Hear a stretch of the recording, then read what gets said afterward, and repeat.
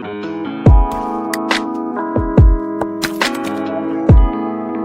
students, in this video we will learn how to find hybridization in coordination compound.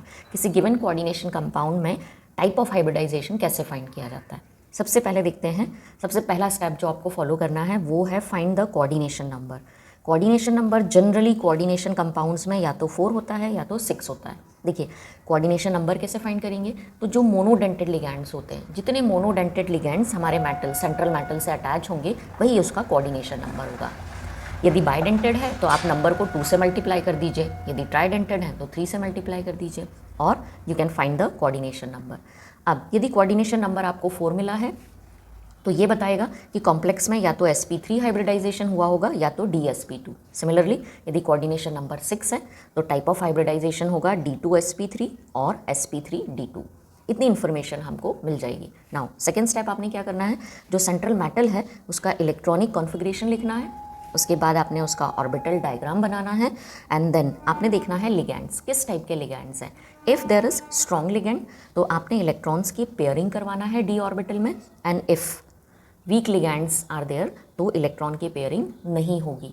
बस ये 4 steps आपको follow करना है and you can find the type of hybridisation. चलिए कुछ examples की help से मैं आपको एक्सप्लेन करती हूँ इन स्टेप्स को आपको कैसे अप्लाई करना है।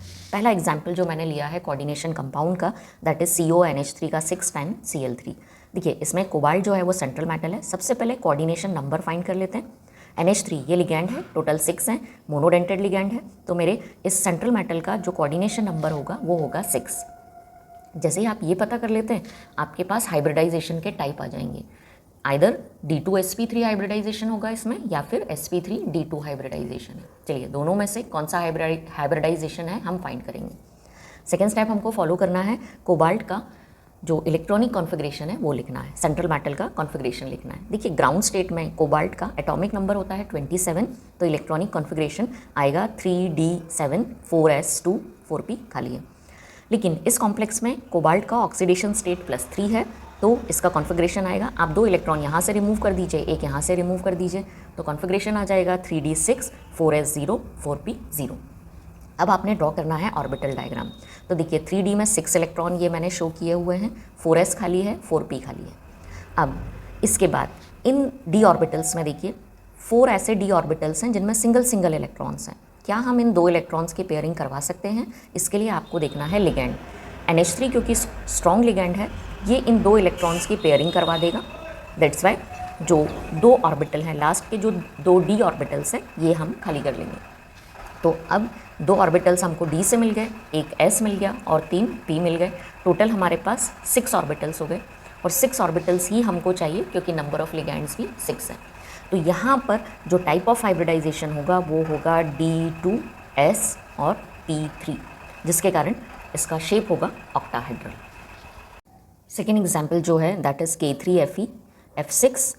इसमें भी हमारा जो ये सेंट्रल मेटल है इसका कोऑर्डिनेशन नंबर 6 है क्योंकि मोनोडेंटेड लिगैंड है, नंबर 6 है, तो कोऑर्डिनेशन नंबर आ गया 6। हमारे पास 2 टाइप के हाइब्रिडाइजेशन आ गए कि या तो D2sp3 हाइब्रिडाइजेशन होगा या sp3d2 होगा। इनमें से कौन सा हाइब्रिडाइजेशन है, अगली स्टेप फॉलो करते हैं। अगली स्टेप है कि सेंट्रल मेटल का इलेक्ट्रॉनिक कॉन्फ़िगरेशन लिखना है। देखिए ग्राउंड स्टेट में Fe के पास होते हैं 26 इलेक्ट्रॉन्स, तो जो इलेक्ट्रॉनिक कॉन्फ़िगरेशन आएगा वो आएगा 3d6 4s2 4p0। लेकिन इस कॉम्प्लेक्स में Fe पर +3 चार्ज है, मतलब ऑक्सीडेशन स्टेट Fe का +3 है। आपने 3 इलेक्ट्रॉन रिमूव करना है, 2 आप 4s से रिमूव करेंगे, एक आप 3d से रिमूव करेंगे। Now you will get the electronic configuration 3d5 4s0 4p0। देखिए 3d में 5 इलेक्ट्रॉन है, ऑल सिंगल इलेक्ट्रॉन्स यहाँ पर आपको मिलेंगे। 4s खाली है, 4p खाली है एंड 4d भी अवेलेबल है यदि ज़रूरत पड़ती है तो। लेकिन अब क्या हम ये 2 ऑर्बिटल खाली करवा सकते हैं, मतलब पेयरिंग अब पॉसिबल होगी? इसके लिए आपको देखना है लिगैंड। जितने भी हैलोजेंस हैं क्योंकि वो वीक लिगैंड्स हैं वो इलेक्ट्रॉन्स की पेयरिंग नहीं करवा सकते हैं, इसलिए आप इनमें से कोई भी d ऑर्बिटल यूज़ नहीं कर सकते। आपको d ऑर्बिटल चाहिए तो आपने लेना है 4s 4p एंड 4d। तो 4d के ये 2 ऑर्बिटल्स आप लेंगे, टाइप ऑफ हाइब्रिडाइजेशन बनेगा s p के 3 तो sp3 और d2। तो टाइप ऑफ हाइब्रिडाइजेशन इस कॉम्प्लेक्स में आएगा sp3d2 क्योंकि आउटर और शेल का हमने जो d है वो यूज़ किया है, तो sp3d2 यस शेप होगा ऑक्टाहेड्रल। नेक्स्ट जो एग्जाम्पल है दैट इज़ K2NiCl4। देखिए सेंट्रल मेटल का जो कोऑर्डिनेशन नंबर है वो 4 है क्योंकि 4 मोनोडेंटेड लिगैंड इससे जुड़े हुए हैं। जैसे ही आपको कोऑर्डिनेशन नंबर मिलेगा, दो पॉसिबिलिटी आपको मिल जाएगी, आइदर sp3 हाइब्रिडाइजेशन है या dsp2। सेकेंड स्टेप आपने फॉलो करना है, निकल का इलेक्ट्रॉनिक कॉन्फ़िगरेशन लिखना है। ग्राउंड स्टेट में 28 इलेक्ट्रॉन होते हैं इसके पास, तो कॉन्फ़िगरेशन आएगा 3d8 4s2 4p0।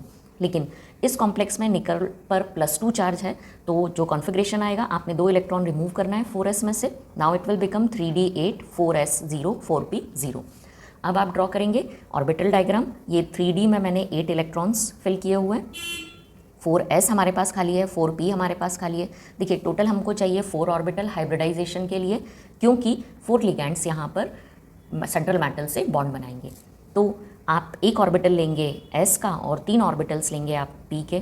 d orbital आप खाली नहीं करवा सकते हैं, पेयरिंग अब पॉसिबल नहीं होगी क्योंकि अगेन ये हैलोजन है, वीक लिगैंड है, तो ये इलेक्ट्रॉन आप इधर शिफ्ट नहीं करवा सकते हैं। तो टाइप ऑफ हाइब्रिडाइजेशन इस केस में बनेगा sp3 और शेप होगा टेट्राहेड्रल।